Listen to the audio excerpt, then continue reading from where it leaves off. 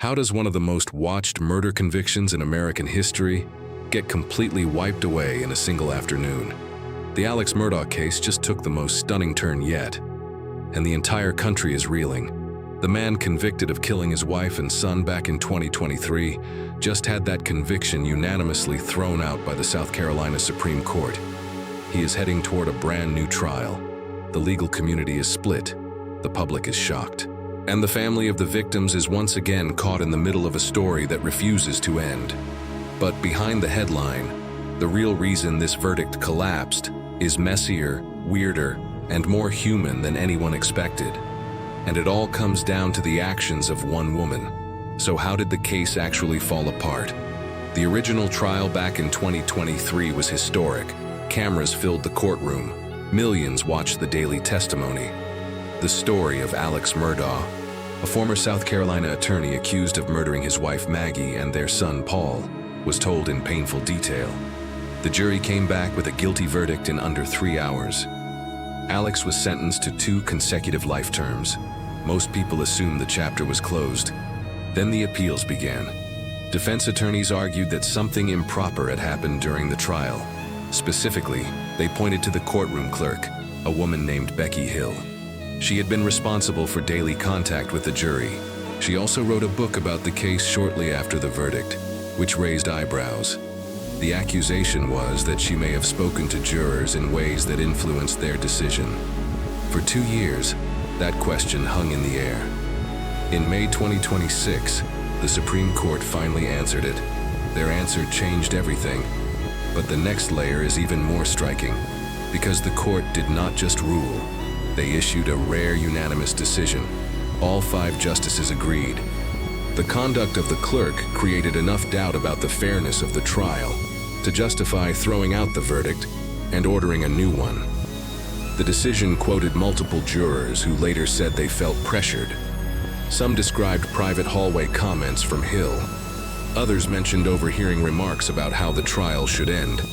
The justices noted that even if those comments did not directly influence the final vote, the appearance of bias inside a courtroom is enough to undermine confidence in the verdict. In legal terms, this was not a technicality. It was a finding that the foundation of the trial itself was cracked.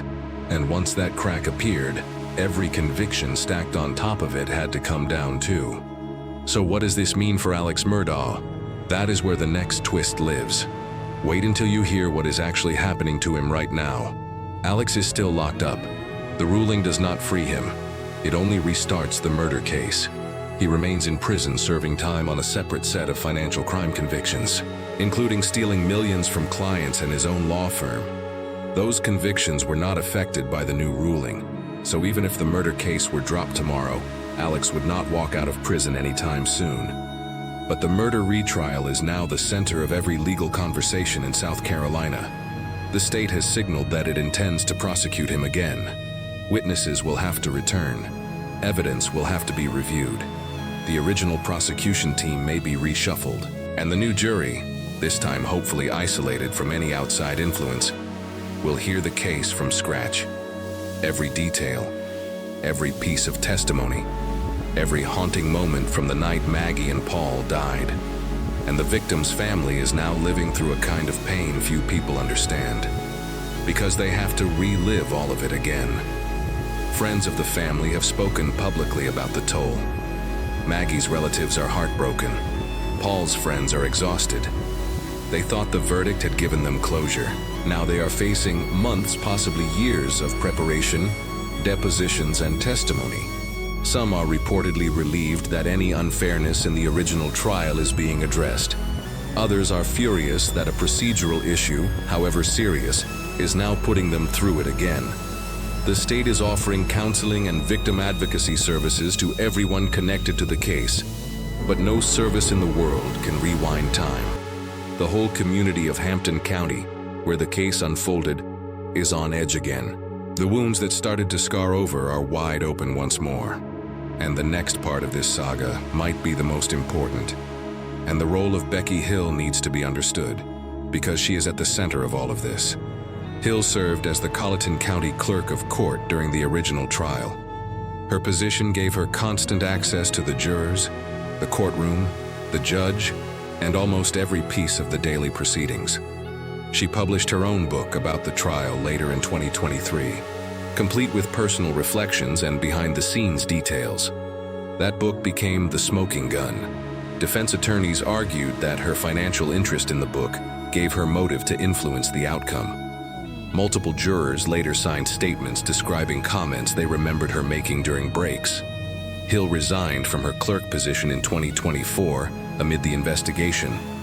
The Supreme Court ruling specifically noted that her behavior, regardless of whether it was intentional, crossed lines that should never be crossed inside any courtroom in the country. So how are legal experts reacting to all of this? Their views are surprisingly divided. Some are calling it justice, others are calling it chaos. Defense attorneys across South Carolina are quietly celebrating the ruling, since it sets a precedent that protects jury integrity. Prosecutors are frustrated, arguing that the new trial places an enormous burden on the state and on the grieving families. Constitutional law scholars are mostly siding with the court, saying that even one cracked moment inside a courtroom is enough to demand a do-over in a case this serious. National outlets are now revisiting other high-profile convictions to see if similar courtroom conduct could trigger more appeals. The Murdaugh ruling, in other words, may not just affect this one case. It may set a standard that ripples through criminal courtrooms across the country for years. And the family at the heart of all this is still waiting on the next page. So where does the case go from here? Here is the part most coverage is missing. The new trial will not be a copy and paste of the old one. New evidence may be introduced. New defense strategies may emerge. Alex's legal team is reportedly working with experts who can challenge some of the digital and forensic evidence used in the original case. Prosecutors, meanwhile, are looking at additional witnesses who never testified the first time. The trial date is still months away, but every legal watcher in the country will be tuned in once it begins. And public opinion, which once felt firmly settled against Alex, is now starting to fracture. Some still believe he did it. Some are no longer sure. And a small but growing group is openly arguing that the original verdict was rushed. A guilty verdict was supposed to end this story. Instead, it just turned the page. The next chapter is already being written, and nobody knows how it ends.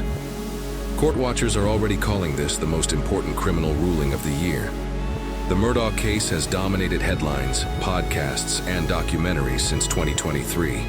Every new development sends ripples through the entire true crime community. And the road to the new trial is going to be long, painful, and watched by millions all over again. If this update gave you chills, tap the like button so more crime fans can see it. Subscribe for every twist in the Murdaugh case the second it breaks. Drop a comment with your honest take on the new trial, and stay respectful since real people are still grieving. Share this with the friend who has been following the case from day one.